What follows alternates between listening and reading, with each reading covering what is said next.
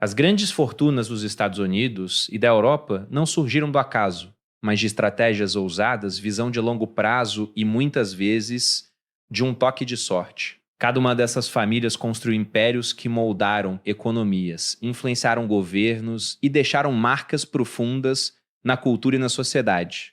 Vamos entender como elas fizeram isso, começando pelos Rockefellers, que ergueram seu patrimônio com petróleo. No auge de seu poder, controlavam mais de 90% da produção americana do produto, transformando John D. Rockefeller no homem mais rico da história dos EUA.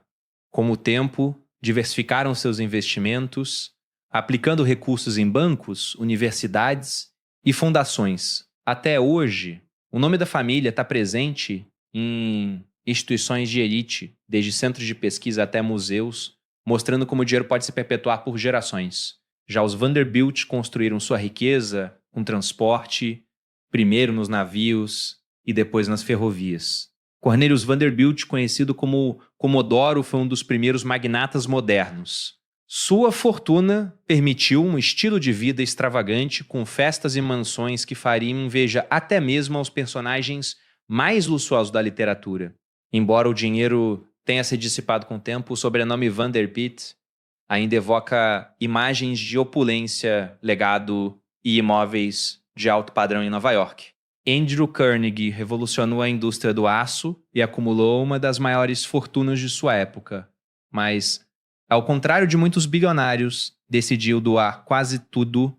Financiou bibliotecas, universidades e projetos artísticos, deixando um legado filantrópico que ainda hoje carrega seu nome. No entanto, ao contrário de outras famílias tradicionais, os Carnegie não conseguiram manter a mesma relevância nas gerações seguintes. JP Morgan foi o banqueiro que sustentou a economia americana. Ele financiou ferrovias, consolidou indústrias e até socorreu o governo federal em momentos de crise. A Casa Morgan se tornou uma dinastia financeira, moldando Wall Street por mais de 100 anos. Seu poder era tão grande que, por décadas, o nome Morgan foi sinônimo de influência nos bastidores do capitalismo. Os Dupont começaram com pólvora e se transformaram em um império químico. De explosivos a nylon e teflon, seus produtos estão presentes em quase todos os setores da indústria moderna. A árvore genealógica da família é complexa, com ramificações que se estendem por negócios bilionários e uma influência duradoura, apesar dos escândalos que marcaram sua trajetória. John Jacob Astor enriqueceu com o comércio de peles e depois investiu em imóveis em Nova York. Quando morreu, era o homem mais rico dos Estados Unidos e seus descendentes ocuparam o topo da pirâmide social americana por mais de um século. O nome Astor se tornou sinônimo de elite financeira, associado a poder e prestígio. Henry Ford não inventou o automóvel, mas o transformou em um símbolo da indústria americana. Sua invenção da linha de montagem revolucionou a produção em massa e mudou o mundo. Os herdeiros da Ford mantiveram o controle da empresa, uma das maiores empresas familiares da história, e expandiram sua influência para a política e a filantropia, especialmente em Detroit e arredores. William Randolph Hearst construiu um império midiático tão poderoso que praticamente inventou o jornalismo sensacionalista. Esse estilo, conhecido como Yellow Journalism, usava manchetes chamativas e emocionais para atrair leitores, algo muito parecido com o que hoje chamamos de clickbait.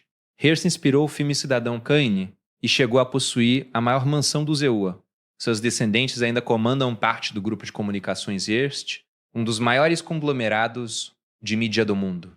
Os Kennedy começaram com Joseph Kennedy, que fez fortuna com bebidas e investimentos na bolsa antes de preparar seus filhos para o poder. O plano deu certo. John se tornou presidente, Bob um ícone político e Ted um dos senadores mais influentes da história americana. A aura dos Kennedy mistura glamour e tragédia, reforçada pelo que muitos chamam de maldição Kennedy, uma série de mortes prematuras e acidentes que assombraram a família. Os Bush dominaram a arte de se manter no establishment, com origens em Yale, no petróleo e até na CIA.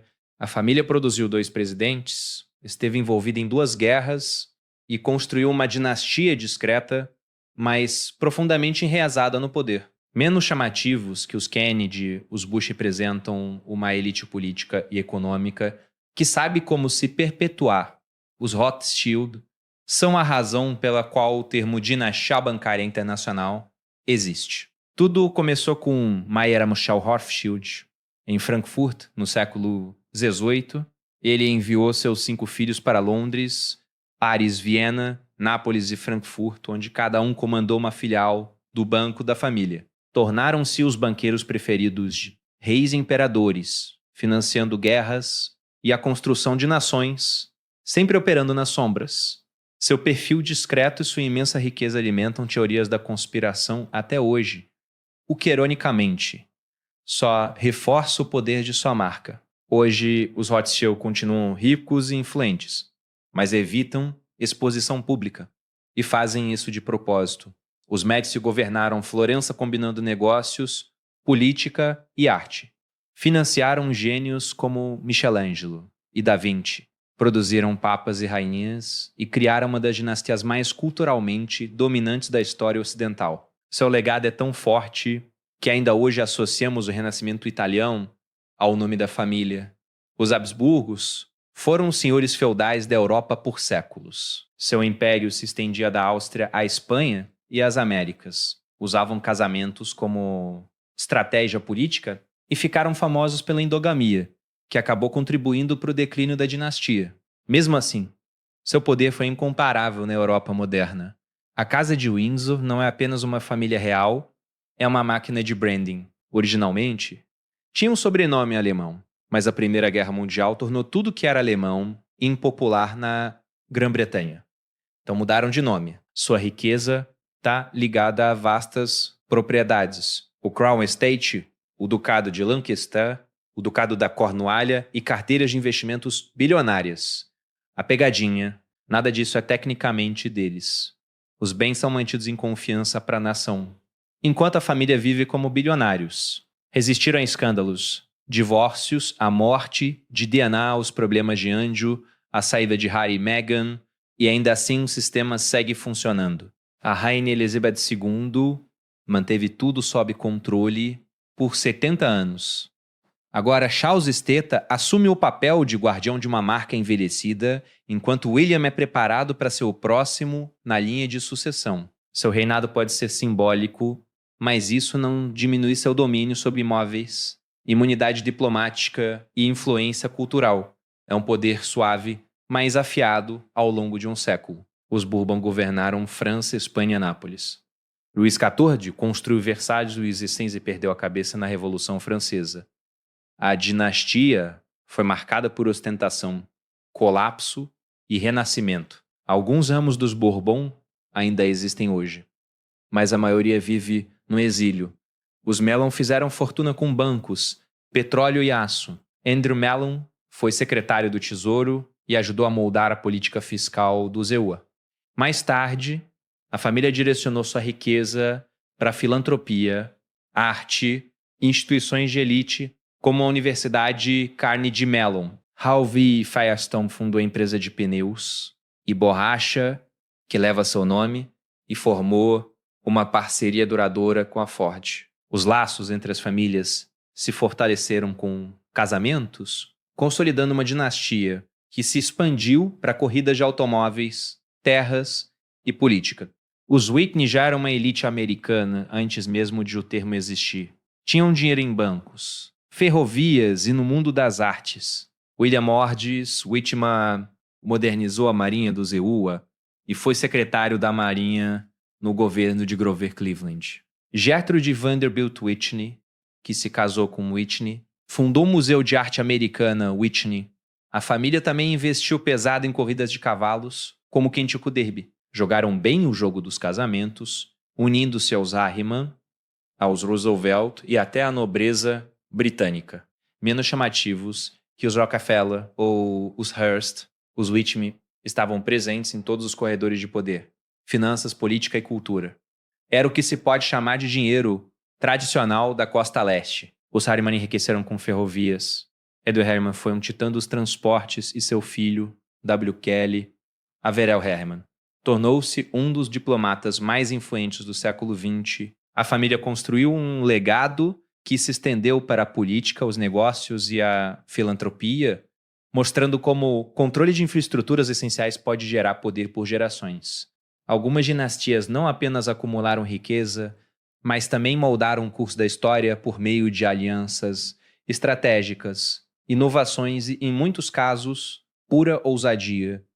Foi o que aconteceu com os Tudors, uma família que, embora tenha governado a Inglaterra, por pouco mais de um século deixou marcas profundas no mundo. Seu poder não veio de terras ancestrais ou de uma linhagem milenar, mas de uma combinação de astúcia política e transformações radicais. Henrique VII, o primeiro Tudor, ascendeu ao trono após vencer a Guerra das Rosas, unificando fações rivais e consolidando um Estado centralizado. Seu filho, Henrique VIII, levou a dinastia a outro patamar. Rompeu com a Igreja Católica, fundou a Igreja Anglicana e, com suas 6 esposas, garantiu a continuidade da linhagem, ainda que a custo de execuções e intrigas palacianas. Mas foi Elizabeth Teribert, a Rainha Virgem, quem elevou a Inglaterra ao status de potência global. Sob seu reinado, a marinha inglesa derrotou a invencível armada espanhola, o comércio floresceu e o teatro de Shakespeare se tornou símbolo de uma era de ouro. Os Tudors governaram por apenas 820 anos, mas mudaram para sempre a política, a religião e a cultura do Ocidente. Já os Stuarts representam um exemplo de como o poder dinástico pode ser ao mesmo tempo resiliente e frágil. Originários da Escócia, eles herdaram o trono inglês após a morte de Elizabeth Tímetro, unindo as coroas em 63. Mas o caminho não foi fácil. Os Stuarts enfrentaram rebeliões, guerras civis e até a execução de um rei, Carlos Pido, decapitado durante a Revolução Puritana. Seu legado mais romântico, porém, está ligado aos jacobitas, apoiadores do Bonnie Prince Charlie, que tentaram restaurar a dinastia após a Revolução Gloriosa de 168. Apesar do fracasso militar, a causa jacobita se tornou um símbolo de resistência e nostalgia, imortalizada em canções e lendas. No fim, os Stuarts foram substituídos pelos Hanover, mas sua trajetória ilustra como dinastias podem sobreviver a crises, mesmo que apenas na memória coletiva. Se os Tudors e os Stuarts dominaram pela força das ideias e das armas, os Saad construíram seu império sobre um recurso que se tornaria o mais cobiçado do século XX, o petróleo. A dinastia saudita remonta ao século XVIII, mas seu verdadeiro salto para o poder global ocorreu em 1902, quando geólogos americanos descobriram reservas colossais sob o deserto da Arábia. Em 1995, um acordo histórico selou a parceria entre os Estados Unidos e a Arábia Saudita. Petróleo em troca de proteção militar. Esse pacto não apenas garantiu a segurança do reino, mas também transformou a família Saad em uma das mais influentes do planeta. Hoje, a Saudi Aramco, a empresa estatal de petróleo, vale cerca de US$16 trilhão, tornando a companhia mais valiosa do mundo. Mas o poder do Saad não se limita ao petróleo. Seu fundo soberano, o Public Investment Fund, PEC, está redefinindo o capitalismo global com investimentos em gigantes como Uber, Lucid Motors, SoftBank e até no controverso circuito de golfe Live. A família tem milhares de membros, mas o poder real está concentrado nas mãos de poucos. O rei Salman e seu filho, o príncipe herdeiro Mohammed bin Salman e seu Pessis, têm conduzido o reino por um caminho de modernização acelerada, atraindo investimentos em tecnologia e diversificando a economia, ainda que à custa de controvérsias, como a repressão a dissidentes e a guerra no Iêmen.